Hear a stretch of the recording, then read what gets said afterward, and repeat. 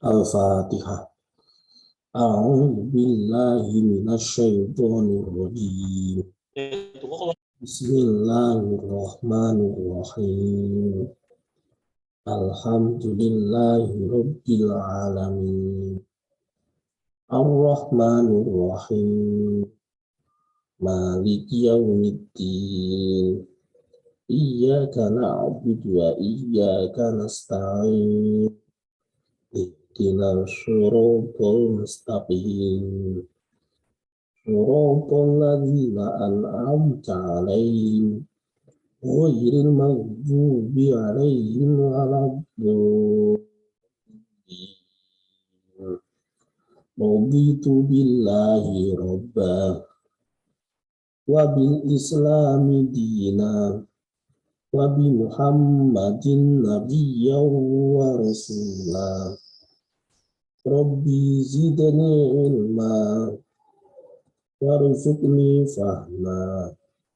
Rabbi shrah li sadri wa yassir li amri wahlul 'uqdatam min lisani yafqahu qawli. Amin ya rabbal alamin. Baik, ikhwan fillah rahmatullahi alaikum.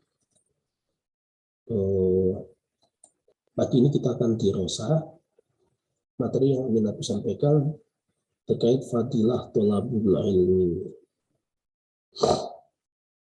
Fadilah tholabul ilmi. Sudah siap ya? Halo, monitor kak?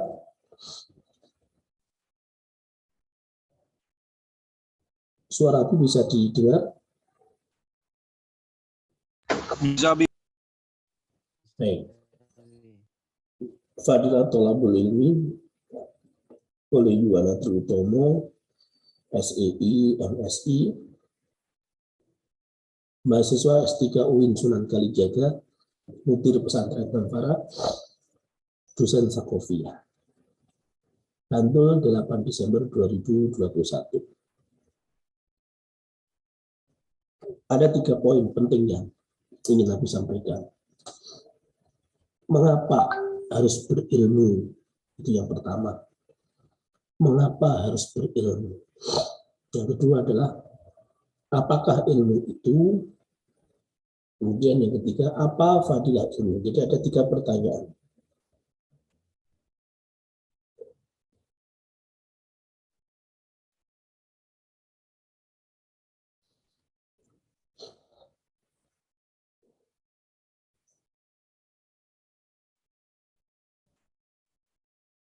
Mengapa harus berilmu?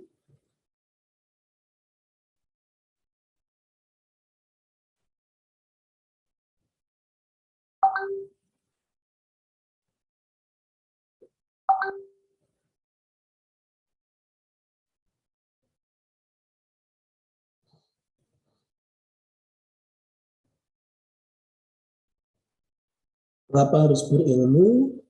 Apakah ilmu itu apa fadilah ilmu?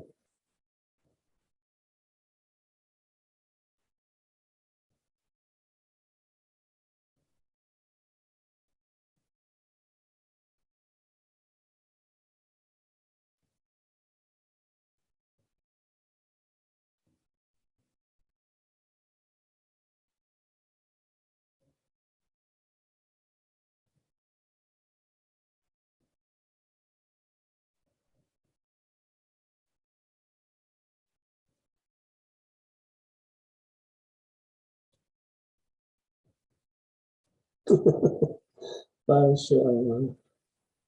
Ada yang bisa menjawab mengapa harus berilmu? Apakah ilmu itu apa fadilah ilmu?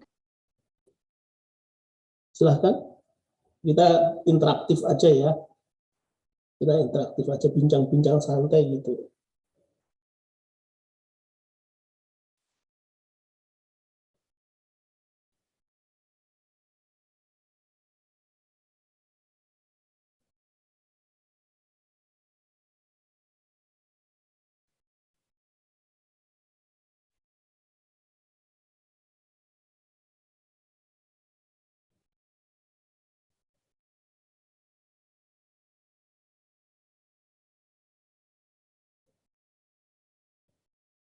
Halo, suara Abi kedengaran kan?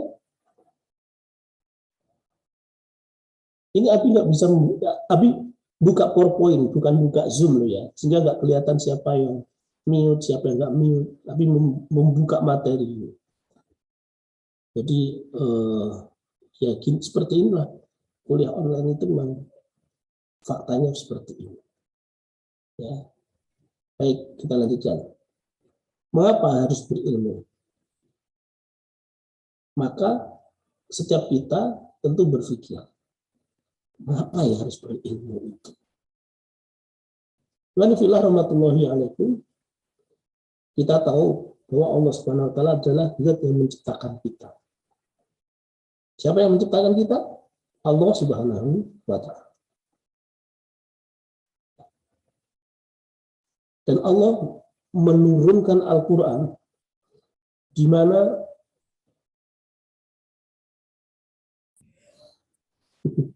keluar Zoom. Masya Allah, sabar ya.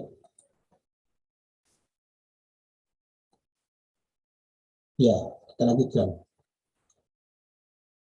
Mengapa harus berilmu? Ini sebetulnya terjawab dalam buku Abi yang ke-7 ke-8 nanti insya Allah, yaitu kuriositas manusia, rasa ingin tahu manusia. Jadi manusia itu secara fitrah dia memiliki rasa ingin tahu. Mengapa begini, mengapa begitu? Selalu muncul rasa bertanya-tanya. Itu kuriositas namanya, rasa ingin tahu. Dan itu karakter bahwa manusia itu memiliki potensi berpikir. Setelah dia berpikir, dia akan berpikir sampai pada tujuan hidup. Sebenarnya hidup ini buat apa? Gitu. Untuk apa? Pertanyaan-pertanyaan besar yang diistilahkan juga sebagai datum kubro. Pertanyaan besar, ikatan yang besar. Dari mana, untuk apa, akan kemana? Sampai pada tahapan manusia itu percaya bahwa ada sang pencipta, yaitu Allah Subhanahu wa taala. Bukan hanya percaya, bahkan seperti magnet, harusnya begitu. Jadi seperti magnet dia tertarik oleh apa yang disebut oleh Allah Subhanahu wa taala itu. Dia secara fitrah sebenarnya manusia itu selalu ingin mendekat kepada Allah. Secara fitrah dia baik.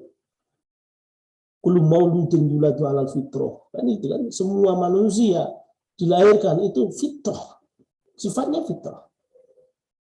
Karena itu dia yakin bahwa Allah Subhanahu wa taala, dan ini faktanya juga ada, menurunkan Al-Qur'an, memberikan panduan hidup itu bahwa memiliki tujuan. Wa ma khalaqtul jinna wal insa illa liya'budun. Atau yang Al-Baqarah ayat 30 itu, wa qala rabbuka lil malaikati inni ja'ilun fil ardi khalifah.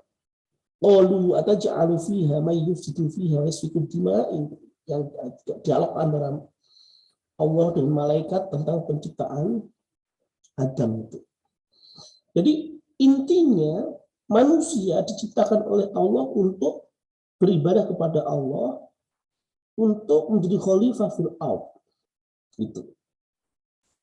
Sehingga kemudian tidak melulu pada jawaban hasil pemikiran saja.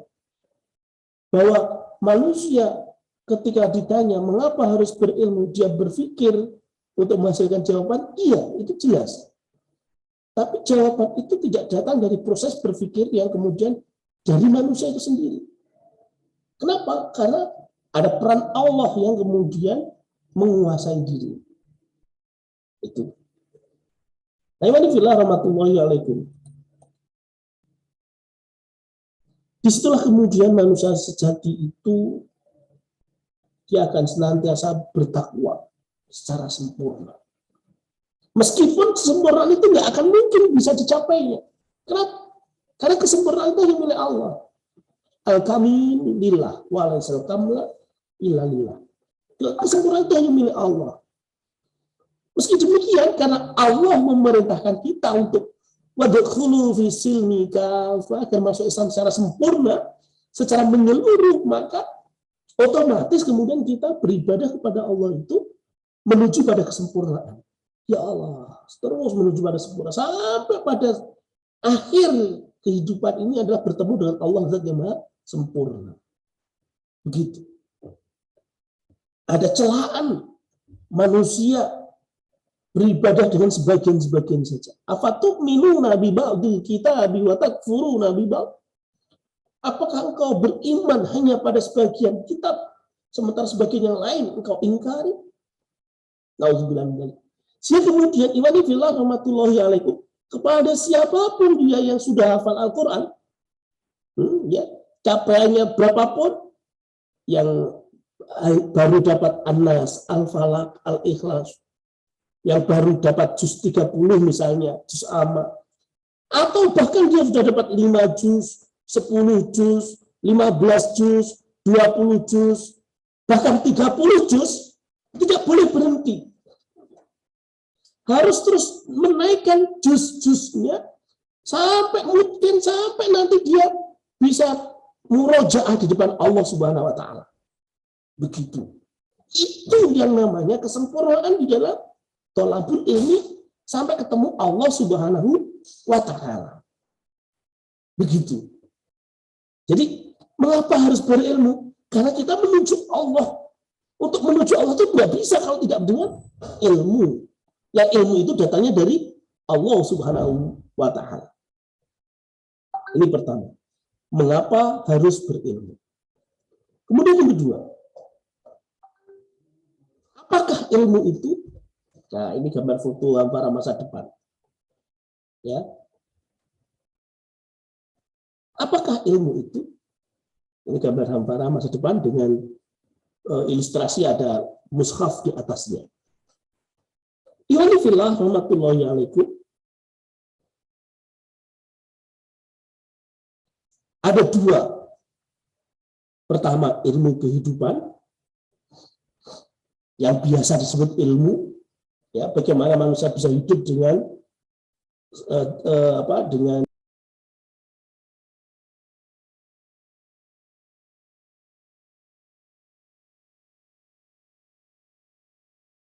Masya Allah, terganggu terus ya.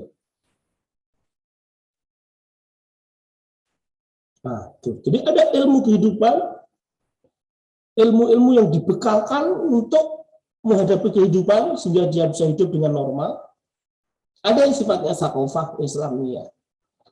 Jadi kalau menurut definisi ilmu itu ya ilmu dari sisi dia dapat ilmunya dengan cara observasi, dengan cara latihan-latihan sampai menemukan kesimpulan.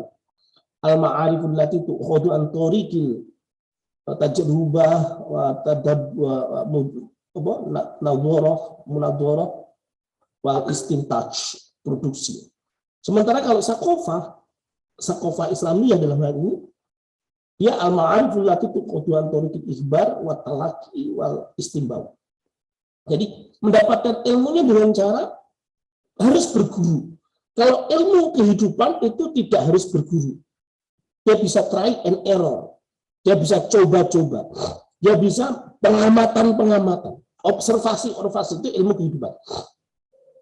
Tapi kalau sakofah Islamiyah tidak harus berguru. Harus punya guru.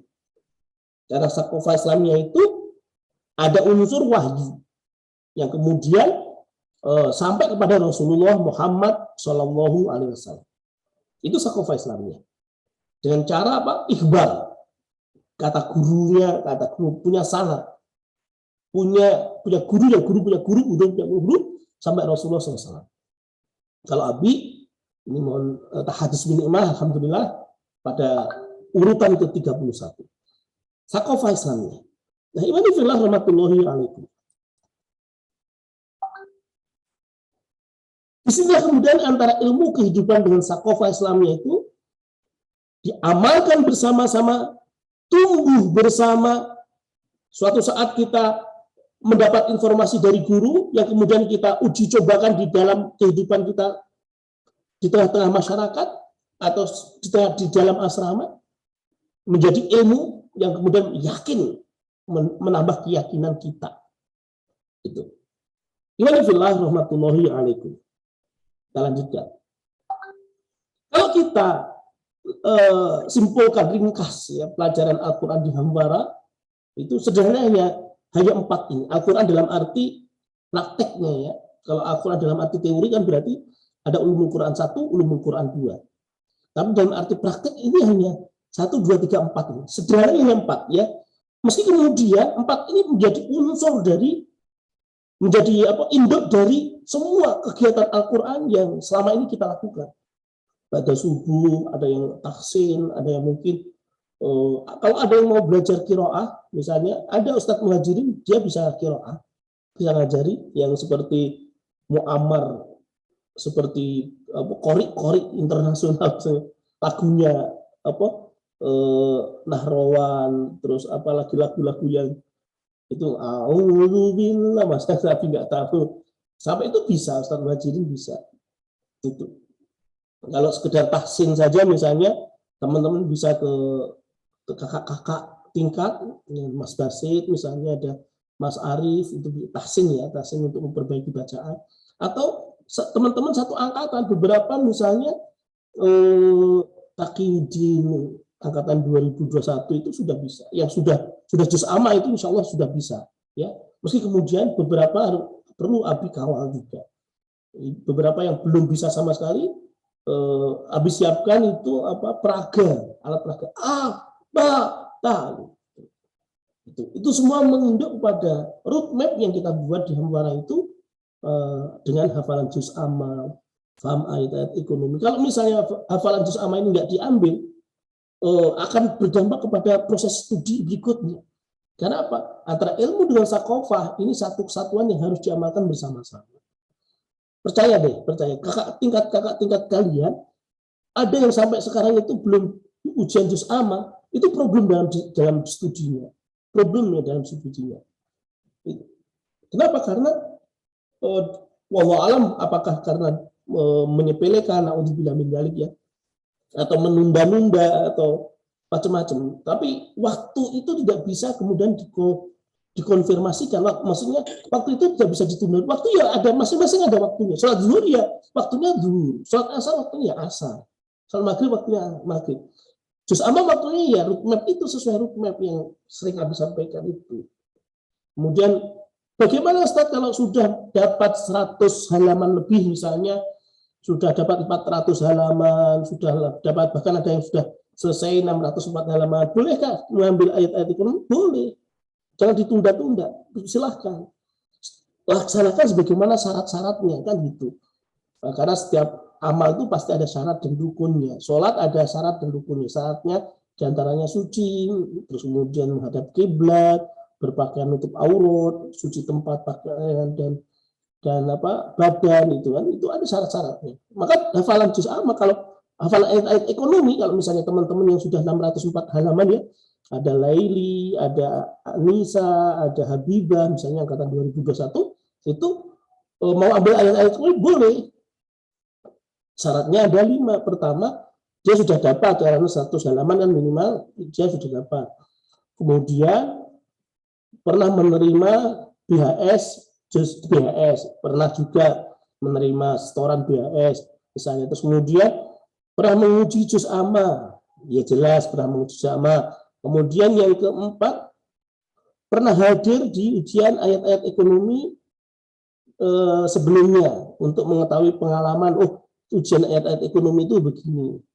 Terus yang kelima, membuat ringkasan ayat-ayat pilihan dari Al-Quran, membuat ringkasan dari ayat-ayat Al-Quran yang itu merupakan ayat-ayat ekonomi, yang kopi-kopi. Itu kemudian diserahkan ke pesantren untuk dibimbing bahwa ini benar-benar ayat ekonomi apa bukan itu. Sehingga kemudian ada kesempatan bahkan membuat karya, membuat buku seperti buku yang Abi buat yang pernah disampaikan ke teman-teman. Nah, ini fillah rahmatullahi alaikum. Jadi mudah sebetulnya, mudah. Karena apa? Karena Al-Quran itu sendiri juga mudah. Walaqad yassarna al-Qur'ana lidzikri fahmin mudzakir. Gitu kan. Ini fillah rahmatullahi alaikum. Baik, kita lanjutkan. Fadilah ilmu. Ini pertama dari Al-Quran surah Al-Mujadilah ayat 11. A'udzu billahi minasyaitonir rajim. Yarfa'illahu alladhina amanu minkum walladzina utul ilma darajat. Ini kata Allah bahwa Allah akan mengangkat derajat orang-orang yang beriman di antara kalian dan orang-orang yang diberinya ilmu. Jadi Allah akan mengangkat derajat orang beriman dan orang berilmu. Itu. Derajatnya berupa apa? Berupa kedudukan, berupa posisi. Mungkin akan dihormati, akan kemudian begitu. Itu. Meski kemudian orang berilmu tentu tidak akan sombong. Ya, orang berilmu tidak akan takabur, mentang-mentang berilmu kemudian dia sombong, naudzubillah, runtuh keilmuannya itu. Ini kedua, a'udzu billahi minasyaitonir rajim. Innama yakhsyallaha min ibadihil ulama. Sesungguhnya hamba-hamba Allah yang khawatir, yang takut kepada Allah, yang bertakwa kepada Allah, yang yakhsyallah, yang takut kepada Allah, dia adalah para ulama, orang-orang yang memiliki ilmu. Itu Quran surah Fatir ayat 28. Jelas orang berilmu itu orang yang semakin takwa kepada Allah. Jadi fadilah ilmu bisa mengantarkan pada tingginya derajat, bisa pada meningkatnya ketakwaan kepada Allah. Iman fillah rahmatullahi alaikum. Begitu juga dalam Quran surah Al-Baqarah ayat 269. Yu'til hikmata man yasha wa man yu'tal hikmata faqad utiya khairan katsiran wa ma yadhakkaru illa ulul albab. Allah memberikan hikmah pada orang-orang yang dikehendakinya. Barang siapa yang diberikan hikmah padanya, maka dia telah diberikan kebaikan yang melimpah. Wama yadzakar illa ulul albab, dan tidak bisa mengingat-ingat kecuali siapa yang bisa, yaitu orang-orang yang punya ilmu, ulul albab, orang-orang yang cerdas. Yani fillah rahmatullahi alaikum. Begitu juga hadis riwayat Muslim nomor 2699. Wa man salaka tariqan yaltamisu fihi ilman, barang siapa yang berjalan di sebuah jalan untuk menuntut ilmu, seperti kita ini, seperti ya Abi kan studi juga ini S3 di UIN kan belum selesai. Seperti kalian yang belajar jauh-jauh dari Medan, Aceh, ada yang dari Riau, Jambi, ada yang dari Kalimantan, ada yang dari Sulawesi, ada yang dari Maluku, macam-macam, jauh dari rumah masing-masing datang ke Hampara, berjalan untuk mendapatkan ilmu, yaltamisu fihi ilman, sahalallahu bi tariqan ilal jannah. Maka Allah akan mudahkan dia, Allah mudahkan dia jalan menuju jannahnya. Allahumma amin. Takbir. Allahumma. Iwan fillah rahmatullahi alaikum. Begitu juga hadis riwayat Imam Muslim nomor 1631.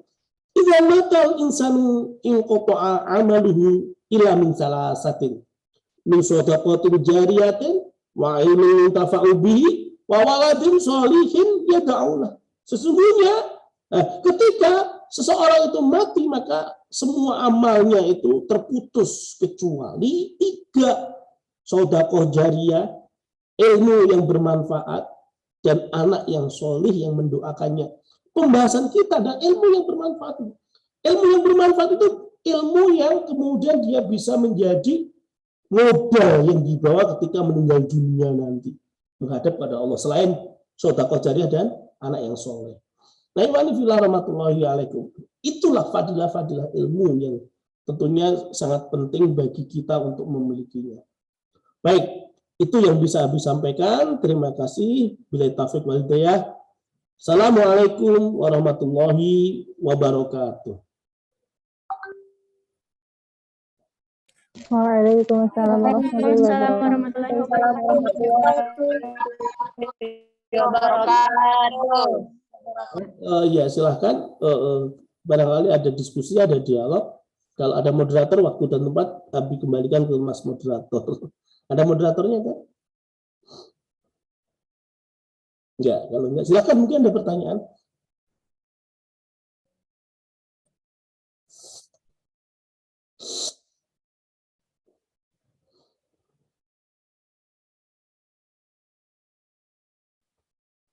Baik, kalau tidak berarti kita akhiri dirasa kita dengan baca doa khatmil Quran, kemudian nanti doa kafaratul majlis. Allahumma arhamna bil Quran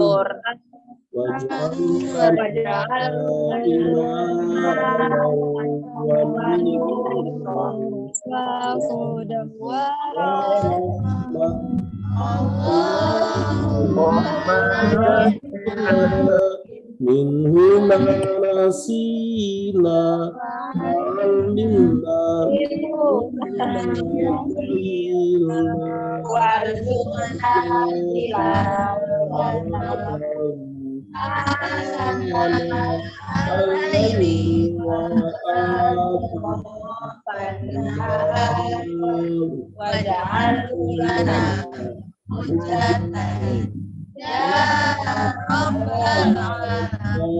alamin. Subhanakallah. Asyhadu an la ilaha illa anta astaghfiruka wa atubu ilaik. Assalamualaikum warahmatullahi wabarakatuh.